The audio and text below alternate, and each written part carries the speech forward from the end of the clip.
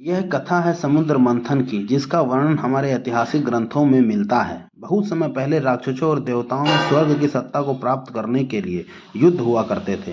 राक्षस तपस्या कर त्रिदेवों से मनचाहा वरदान प्राप्त कर लेते थे और शक्तिशाली होकर देवताओं को बार बार पराजित किया करते थे।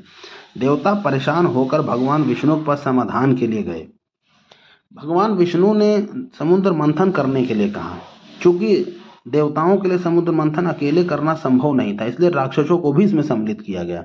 समुद्र मंथन में वासुकी नाग को रस्सी के रूप में प्रयोग किया गया, मंदराचल पर्वत का मथनी के रूप में प्रयोग किया गया और भगवान विष्णु कच्छप के अवतार में स्वयं इसके अवतार बने।